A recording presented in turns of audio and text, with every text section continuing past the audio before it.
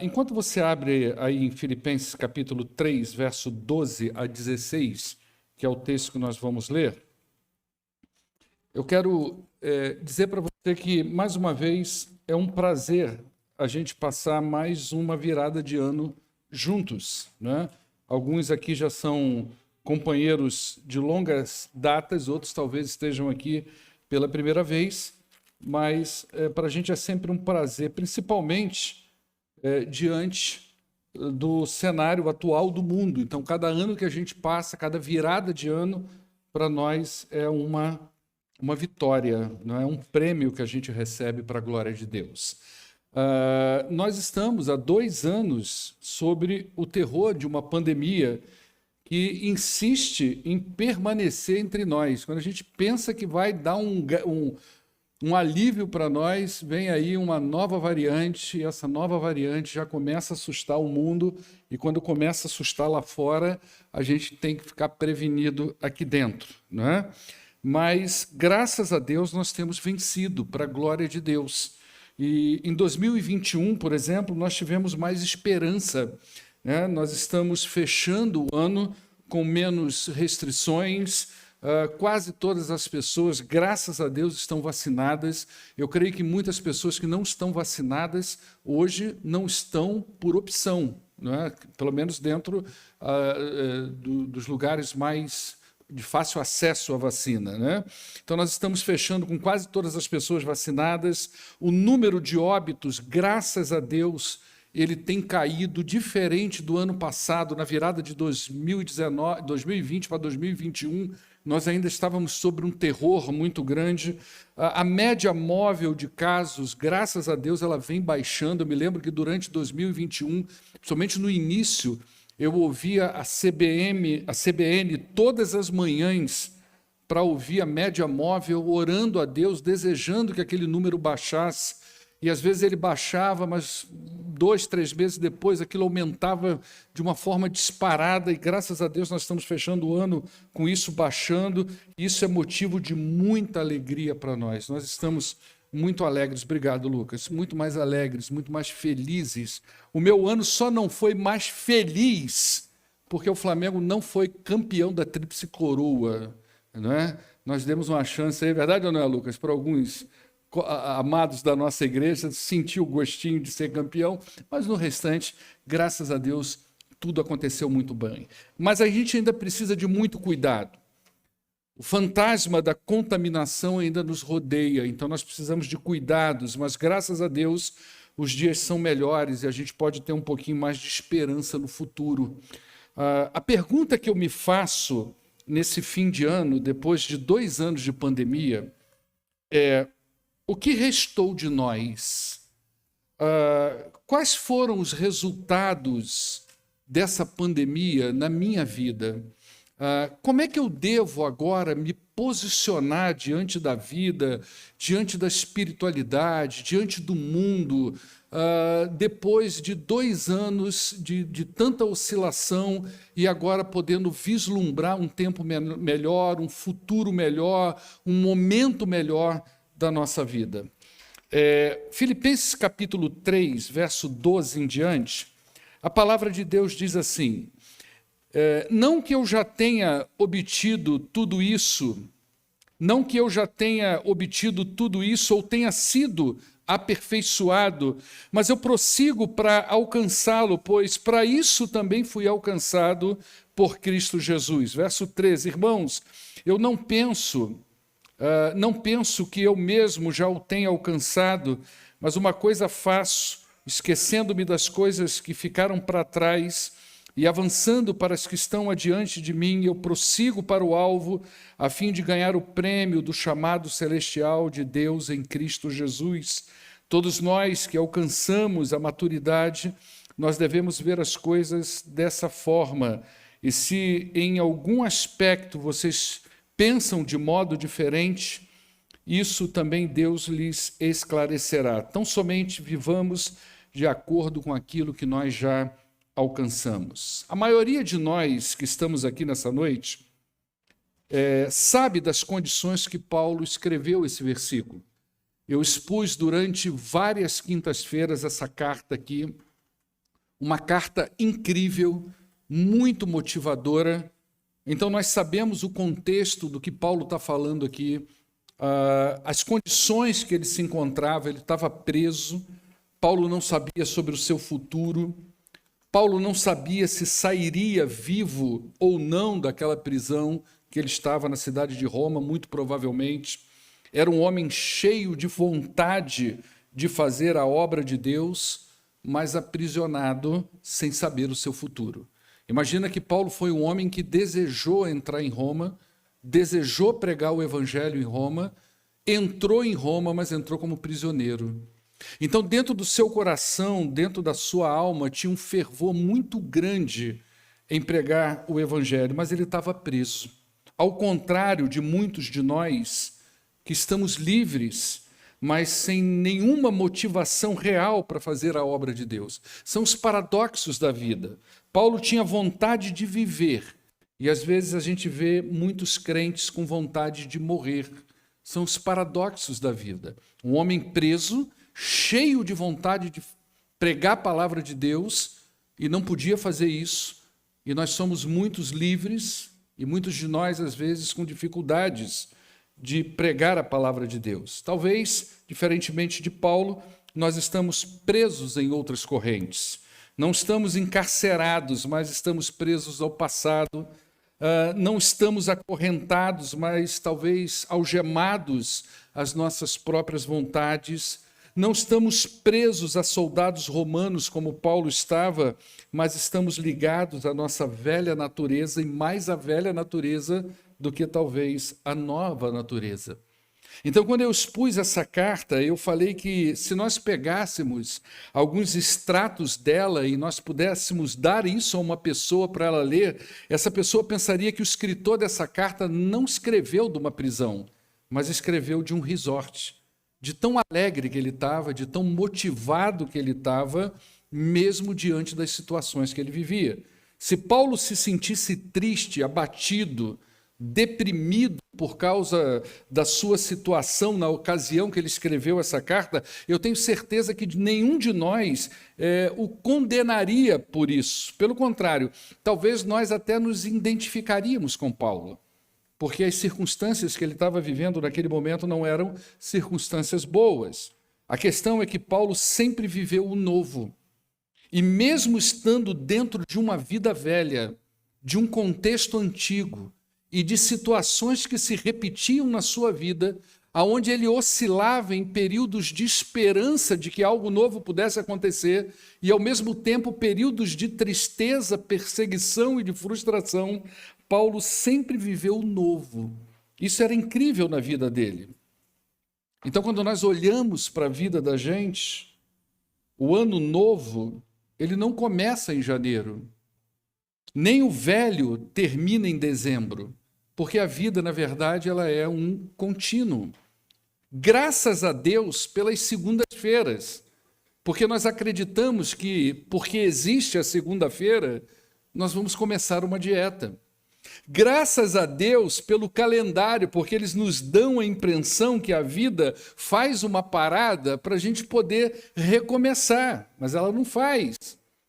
Graças a Deus que existe a ideia de um ano que se encerra e um que começa, porque nos dá a leve impressão de que nós podemos deixar para trás tudo que nós já vivemos e agora começarmos algo diferente, algo novo, algo que nós não vivemos ainda. Graças a Deus por isso. Mas a verdade é que decisões precisam ser tomadas o tempo todo. Nada muda quando nós não mudamos.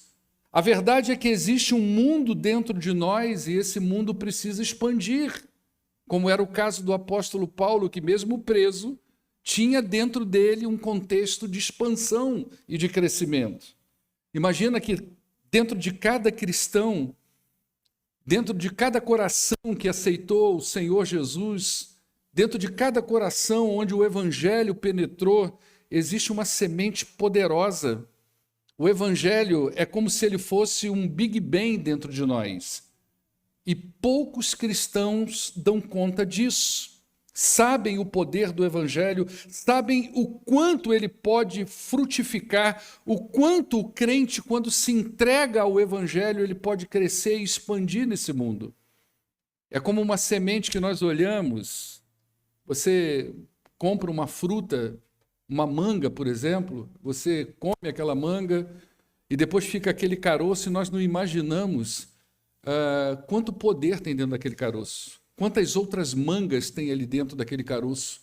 Quanto que aquela semente pode gerar de fruto? Assim é o Evangelho dentro da gente. Imagine que o mundo à volta de Paulo não era um mundo favorável. A situação de Paulo não era boa, o seu futuro era incerto, mas ele parecia não viver o mundo à sua volta, mas o mundo transformado pelo Evangelho que estava dentro dele. Isso é tão forte, tão poderoso, que nós sentimos as ondas disso até os dias de hoje. E é por essa razão que nós estamos aqui falando de Paulo em pleno 2021, indo para 2022. Nós estamos falando de como que esse homem viveu preso e de como que esse homem, mesmo preso, diante de tantas incertezas, ele pôde viver tanta alegria e tanta perspectiva de futuro. Nós estamos falando do vigor espiritual do apóstolo Paulo até os dias de hoje. O Evangelho faz isso com a gente. E quando nós lemos esse texto, como esse que nós acabamos de ler aqui agora, nós vamos ver que Paulo nos dá grandes lições, lições preciosas para todo aquele que abriu seu coração para Cristo e o Evangelho está na sua vida. O que sobrou de nós depois de 2 anos de pandemia? O que sobraria de Paulo dentro dessa prisão, depois de tantos altos e baixos? E agora preso, ele escreve essa carta, uma carta maravilhosa para uma igreja parceira. A igreja de Filipos, ela foi uma igreja parceira do apóstolo Paulo. Essa carta provavelmente foi escrita talvez mais de uma década depois que Paulo teve nessa cidade e começou essa comunidade cristã.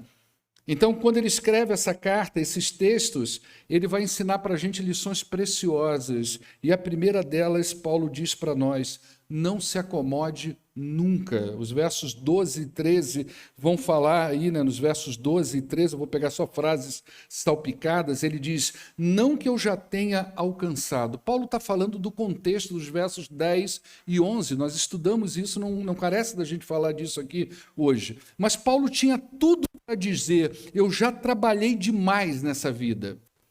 Agora é para os novos, agora eu vou descansar, eu cheguei ao fim. Tudo que eu tinha que fazer como crente em Cristo Jesus, eu já fiz. Tudo que eu tinha que fazer na minha vida cristã, eu já fiz. Mas o que temos aqui é um homem numa pista de corrida que vislumbra o prêmio final, mas ele entende, mas ainda o percurso não acabou.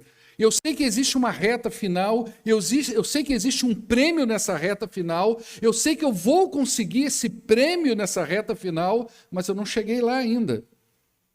Então, um dos piores adversários do cristão é o comodismo. É quando ele acha que ele já fez demais.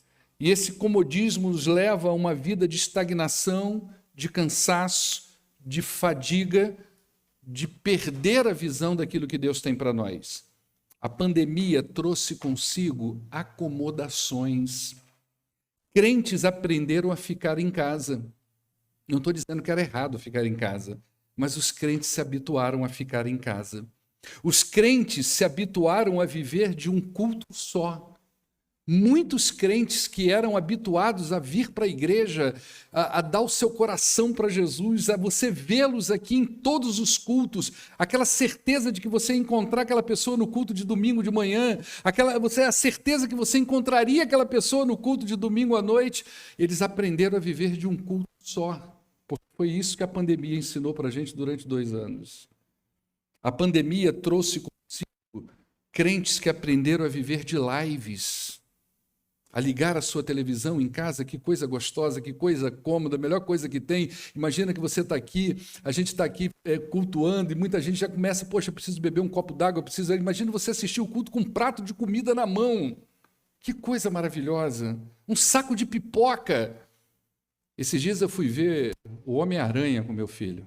Eu sou fã do Homem-Aranha, mas Homem-Aranha raiz. Não esses Homem-Aranha que aparece 3, 4 Homem-Aranha. Não sei de onde vem tanto Homem-Aranha.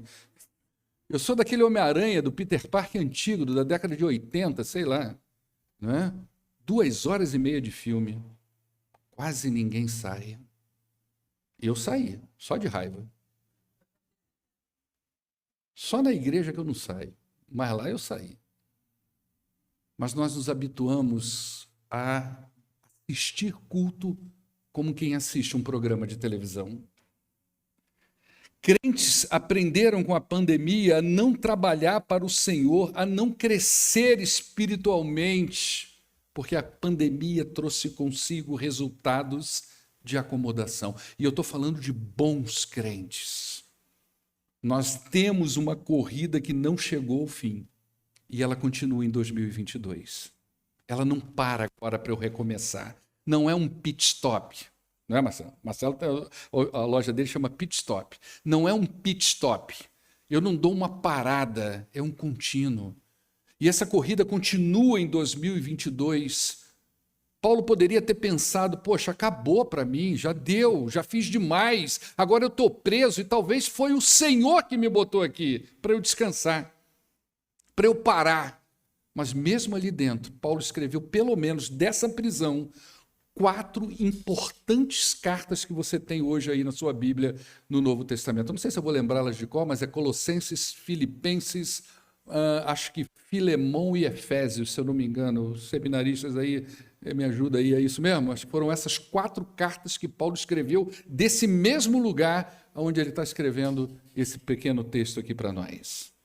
Segunda lição que eu aprendo com Paulo aqui nessa carta é que nós precisamos aprender a tomar decisões. Filipenses capítulo 3, verso 12, na parte B, Paulo disse, mas eu prossigo.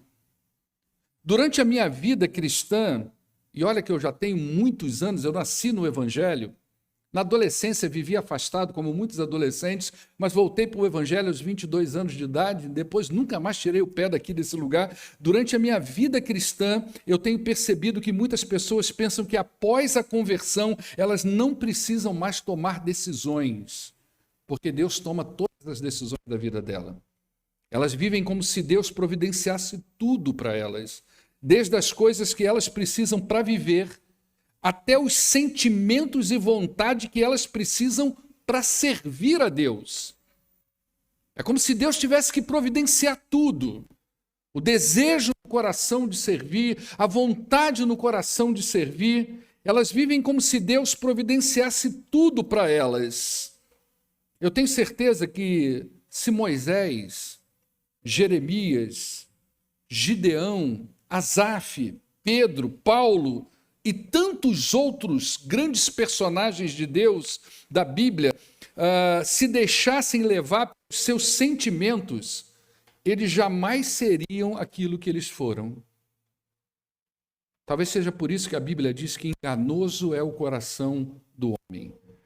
A vida cristã, ela não é de todo um acaso divino. Você pode decidir hoje, tomar decisões aqui hoje, que 2022 ele vai ser um ano incrível para você. Você pode tomar essa decisão aqui hoje. Você pode decidir aqui hoje que você vai quebrar todas as suas desculpas para viver nas mãos de Deus. Você pode decidir isso aqui hoje. Não espere você sentir necessidade disso ou sentir vontade de fazer isso. Você pode decidir isso aqui hoje. Você pode decidir hoje que em 2022 você vai servir a Deus como você nunca serviu de fato. Você pode decidir isso aqui hoje. Você pode decidir hoje aqui que você vai parar de ficar postando nas redes sociais que Deus é tudo para você e você agora vai viver tudo que Ele espera de você. Você pode decidir isso aqui hoje. Você vai parar de colocar nas redes sociais que Deus é tudão para você. Você não sabe viver sem Jesus. Que Jesus é aquilo, é o Senhor da sua vida. E a partir de agora você vai viver aquilo que de fato Ele quer para você. Você pode tomar essa decisão aqui hoje. Paulo decidiu prosseguir mesmo preso. As suas crenças não mudaram, a sua fé não mudou, e nem mesmo a consciência que ele tinha da carreira que Deus havia proposto para a vida dele, nada disso mudou quando ele entrou em Roma preso. Se você lê a carta aos Romanos, como nós estamos estudando aqui, muitos escritores dizem que a carta aos Romanos, o tema dela não é justificação pela fé. Nós estamos trabalhando esse tema aqui. Só um minutinho, gente. Mas muitos dizem que não é. Muitos dizem que o tema central da carta aos Romanos é missões. Porque quando Paulo escreveu a carta aos Romanos, um dos objetivos que Paulo tinha ali era ir para a Espanha, pregar o evangelho lá, mas ele queria passar por Roma, conhecer a igreja, ou as igrejas, porque tem gente que diz que tinha 16 casas, igrejas, comunidades, igrejas ali em Roma. Ele queria conhecer esse pessoal. Ele queria pegar uma base missionária e dali pegar um trampolim para a Espanha, mas ele entra preso. Mas o vigor do evangelho não mudou. Ele tinha decisões claras no coração dele: servir ao Senhor. Então, essa é a segunda lição que Paulo nos dá aqui hoje. A terceira lição que Paulo nos dá aqui hoje, está aí no verso 13, na parte C, é que nós precisamos ser livres do nosso passado, esquecendo-me das coisas que para trás ficam. Sem Cristo, uma pessoa pode ser controlada pelo passado, mas o cristão, ele olha para o futuro. O passado existe, mas não é ele que nos controla.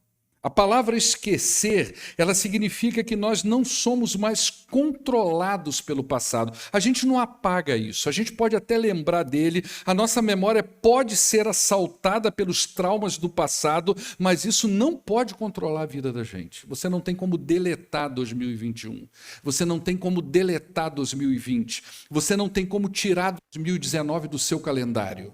Principalmente hoje que nós temos tantas fotografias, tantos vídeos, o Facebook faz questão de mostrar para você coisas que aconteceram há quase 10 anos atrás. E às vezes eles vêm com uma foto que as pessoas nem fazem mais parte do teu ciclo, né? E aparece você e ela lá, e você, meu Deus do céu, que lembrança. Então a gente tem essas memórias, tanto gravadas fora da gente como dentro da gente, né?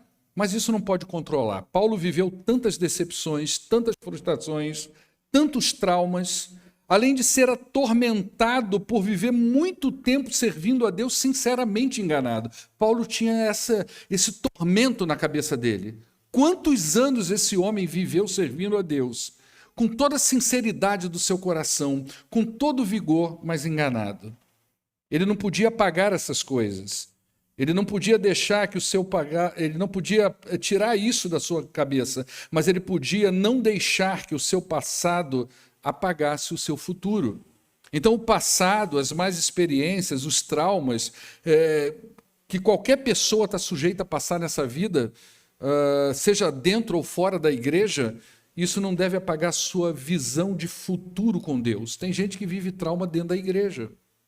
Não é só fora da igreja que a gente tem os nossos traumas. Quantas pessoas trazem na sua vida marcas que foram contraídas dentro da convivência da igreja? E está com aquilo no coração, está com aquilo na vida, e a gente precisa apagar isso, a gente precisa tirar a força disso para que isso não leve a nossa visão de futuro e um futuro com Deus. Então, libertar-se do passado também aponta para a ideia da gente não viver o tempo todo fazendo as mesmas coisas e sendo a mesma pessoa. Eu não sei quanto a você, mas tem hora que eu canso de ser eu. Você já cansou de ser você? De sempre fazer a mesma coisa? Você já parou em algum momento para pensar, né? Meu Deus, será que eu tenho que ser sempre desse jeito? Será que essa é a única versão que existe da minha vida? Eu acho que uma hora a gente precisa mudar. Às vezes nós precisamos mudar o tipo de pessoa que nós somos. É igual aquela historinha, você já deve ter ouvido eu contar ela 300 vezes, do sapo e do escorpião que vai atravessar o rio. Você conhece essa história, né? Está lá o sapinho, o escorpião me dá uma carona no lago, né? E o sapo, mas você vai me morder, o escorpião, não, eu preciso atravessar o lago. Chega lá no meio, O escorpião pica o sapo, os dois afundando, o sapo pergunta, mas por que você me picou? Ele diz, é a minha natureza. Tem hora que a gente precisa mexer nisso. Eu não tenho que sempre ser o mesmo sujeito, o mesmo tipo de pessoa. Aquela pessoa que às vezes encontra com você 10 anos depois, você não mudou nada. Se for do ponto de vista da aparência, amém. Verdade ou não é? Não vão dizer isso para mim, porque eu tinha cabelo, né? Eu era mais magro, então normalmente as pessoas passam por mim e nem me conhecem. Já eram meus amigos antigos. Ô, rapaz, é você, Paulo? Ih, rapaz, estou me lembrando de você.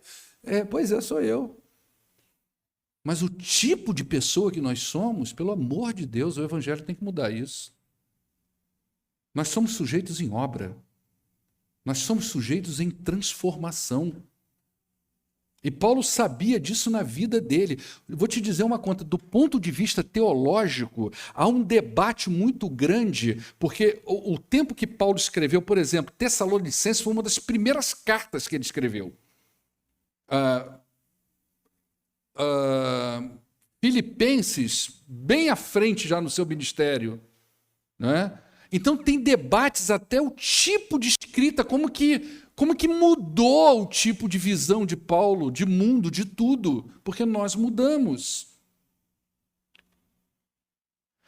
Lembra de 2 Coríntios capítulo 5, verso 17? As coisas velhas já passaram, eis que tudo se fez novo. Esse deve ser o texto de cabeceira de todo crente em Cristo Jesus. O passado nos ajuda a construir um futuro melhor. Não deve tirar de nós a alegria em Cristo Jesus. Então nós não precisamos ser controlados por pecados passados, por fracassos passados ou por qualquer outra coisa que venha tirar a sua visão de futuro em Cristo Jesus. E em último lugar, Paulo nos ensina no verso 14 a sermos determinados. Filipenses 3,14, ele diz, prossigo para o alvo, a fim de ganhar o prêmio do chamado celestial de Deus em Cristo Jesus. A ideia aqui é a ideia de determinação. Presta atenção no que eu vou te dizer. Não pense que porque somos crentes, as coisas serão mais fáceis para nós. A gente precisa lutar pelas coisas. Quando Deus tirou o povo do Egito, e disse para eles, eu tenho algo melhor para vocês. Eu tenho algo bom para vocês. Eu tenho a terra de Canaã, a terra prometida, aquela coisa que mana leite e mel, as uvas são grandes, tudo é muito legal, as coisas são bonitas, o terreno é fértil. E Deus disse, é tudo de vocês. Mas moram uns caras estranhos lá. Mora o Jebuseu, mora o Amorreu, moram várias comunidades, os heteus, várias comunidades moram naquele lugar. São homens violentos, são homens perigosos, a terra é de vocês, mas vocês vão ter que lutar por ela. Se você quer uma família melhor, lute. Isso não vai cair do céu. Se liberta desse romantismo em nome de Jesus. Lute. Lute com o Evangelho, lute com armas espirituais, mas lute. Você quer uma família melhor? Lute. Lute com o joelho no chão, lute com o rosto, a testa no pó, lute com a barriga vazia, jejum e oração, mas lute pela sua família. Se você quer ser um crente melhor, lute. Você não vai ser transformado numa pessoa diferente da noite para o dia. Todos nós temos uma guerra que nós devemos viver. E ser um crente melhor, crescer em Cristo Jesus, dá muito trabalho. Muito trabalho. Não é um louvor que eu canto aqui na igreja, ministrado muito bem pelo Marcelo, que nos empolga tanto, e tantos outros, Lucas Carneiro, e tantos outros, Wesley, que vem aqui e motiva a gente canta músicas extraordinárias, bonitas. Não é isso que vai me fazer um crente melhor, não é só isso. Não é um culto que eu venho aqui e saio motivado, porque o pastor naquela noite baixou o espírito do coach, e pai, coisa e tal, né? Minha mulher às vezes fala, você tem que ser mais coach igual você era. Então, não é isso que vai me fazer um crente melhor. Eu preciso lutar por isso, isso dá trabalho. Se você quer uma igreja melhor, lute por isso, lute pela sua igreja. Lute pelo espaço que Deus nos concedeu para cultuar a Ele, para adorar a Ele. Lute por esse lugar, lute para fazer essa comunidade acontecer, para pregar o Evangelho, para cumprir o seu propósito, a sua missão. Lute para que essa igreja seja mais consagrada ao Senhor, mais santa. Não fica no banco olhando para o pastor e dizendo, o pastor devia ser melhor. Não, seja você. É assim que a gente cresce. O irmão devia fazer, não, é você, lute para que a sua comunidade seja uma comunidade poderosa, reconhecida. Se você quer um emprego melhor, lute, se capacite, se profissionaliza, estuda. A melhor coisa que tem na vida da gente chama crise, concorrência. Concorrência é uma bênção. Depois que eu ganhei de presente esses 2 seminaristas aqui na igreja, como que eu tive que estudar redobrado? Senão eles passam por cima de mim igual um rolo compressor. Como que eu tive que ler mais, estudar mais para poder dialogar com eles? Nada melhor do que isso na vida da gente. Lute para que você seja um profissional melhor. Você quer uma vida melhor em 2022? Brigue por isso. Se prepare para isso. Corra atrás disso, idealize, formate, crie estratégia, mas briga por isso. Porque a gente precisa ser determinado, e não é porque somos crentes que tudo vai acontecer, porque nós fizemos uma oração. A vida não é assim. Paulo experimentou isso na pele. Paulo viveu isso na pele. E foi um homem determinado em Cristo Jesus. Eu quero concluir essa singela reflexão dizendo para você o seguinte: a vida, ela é uma sequência. Nós temos um calendário, mas a vida não para. Graças a Deus que nós temos o calendário para nos ajudar a dar uma parada e meditar. Mas, na real, ela não para. Eu me lembro quando eu fui consagrado, há quase 20 anos atrás, não me lembro bem a data, sei lá. E eu pensei assim, meu Deus, primeiro eu tinha uma visão que todo pastor, e isso eu peguei do meu pastor antigo, ele tinha os cabelos brancos, igual do pastor Elias ali, né? E ele tinha, em cima do púlpito, pastor Elias, tinha uma lâmpada, e batia no cabelo dele, ficava reluzente, igual Moisés, sabe? E eu achava que tinha poder aqui. E eu passava, às vezes, para ir na salinha ali atrás, passava pelo púlpito, chegava a alisar o púlpito. Falava, nossa, Deus, deve ser uma coisa incrível isso aqui, né? Aí fui consagrado, um monte de pastor com a mão e o joelho, minha mulher e tal, aquela coisa. Eu falei, gente, é muito poder para um homem só. Dormi no dia seguinte, me senti mais pecador do que no dia anterior. Eu vi que era a mesma pessoa. A vida não para. Amanhã você vai ser a mesma pessoa. Se você não se livrar do comodismo, se você não tomar decisões de prosseguir, se você não se libertar do passado e olhar para frente, se você não for uma pessoa determinada, amanhã você vai ser a mesma pessoa.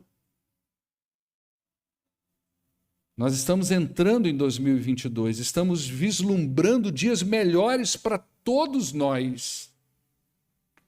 O que ficou de você 2 anos de pandemia? O que restou? Você se tornou uma pessoa acomodada? Às vezes você era aquela pessoa proativa, acomodou, as decisões pararam, está presa ao passado, não é mais uma pessoa determinada.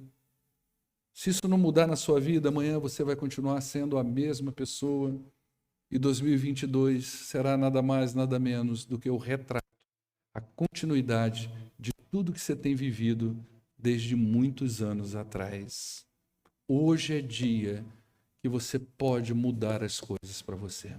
Amém? Vamos orar ao nosso Deus antes da gente cantar? Vamos ficar de pé.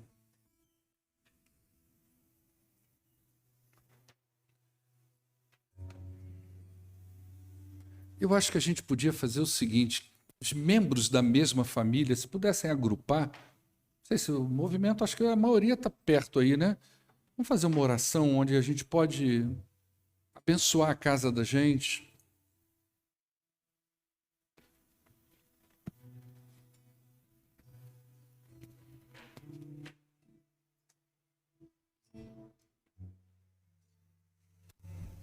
O dia 31 de dezembro é um dia que a gente sonha muito.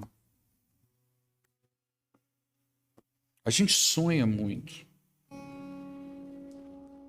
Isso é bom. Mas sonhos que não são colocados em prática com determinação e vontade em Cristo Jesus são apenas devaneios. Deus, Ele nos ajuda. Deus abençoa o seu povo. Mas nós temos que lutar. Nós temos que sair do comodismo, nós temos que abrir a nossa visão, tomar decisões, sermos pessoas determinadas, prosseguir para o alvo, olhar para frente, viver o que Deus tem para nós, buscar na sua palavra, enfim. E a gente pode fazer isso hoje. Hoje porque é 31 de dezembro, mas a gente faz isso todo dia. Então, ora pela sua família agora, pensa na sua família, interceda pela sua família, interceda por você. Acima de tudo, de você colocar os seus planos na presença de Deus, talvez hoje você podia falar, Senhor, coloca os seus na minha presença. Coloca os planos, fala para o Senhor, Senhor, quais são os seus planos? Porque talvez eu tenha tentado colocar os meus durante tantos anos e não está funcionando. Pede a Deus que Ele coloque os planos dEle para você. Porque eu acho que nós é que precisamos entrar no dEle e não Ele no nosso. É assim que as coisas acontecem.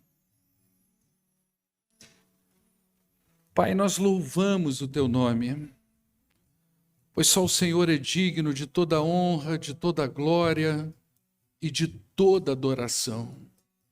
Nós nos prostramos diante do Senhor com reverência e santo temor, reconhecendo a Tua grandeza, o Teu poder e reconhecendo também o quanto nós dependemos do Senhor.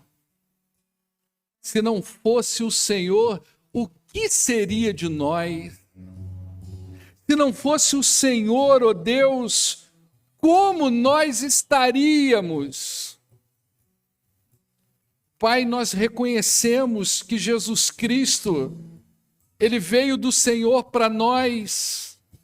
Reconhecemos Ele como o Cordeiro do Senhor, aquele que morreu na cruz, ressuscitou no terceiro dia, está com o Senhor, e nós o adoramos e o reverenciamos como nosso Senhor e Salvador. Nós reconhecemos isso.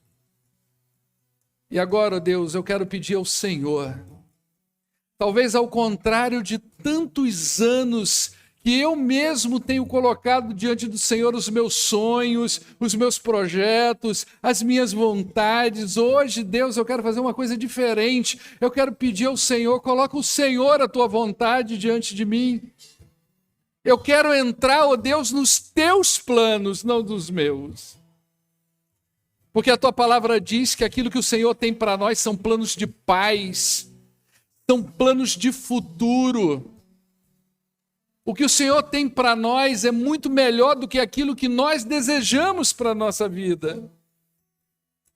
Então, Deus, eu peço ao Senhor em nome de Jesus, que o teu Espírito, ó Deus, esteja visitando cada pessoa aqui nesta noite, trabalhando o coração, a mente, ó Deus, para que eles estejam totalmente envolvidos com o Senhor, porque é a partir daí, ó Deus, que as coisas acontecem.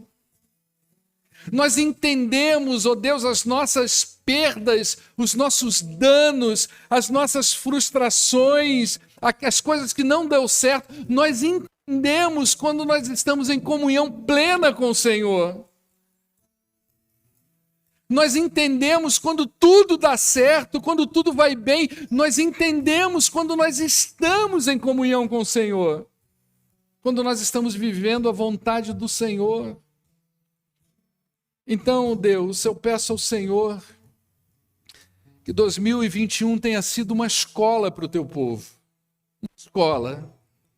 Uma escola preparatória, ó Deus, aonde nós vamos construir agora um 2022 diferente, melhor, bem melhor.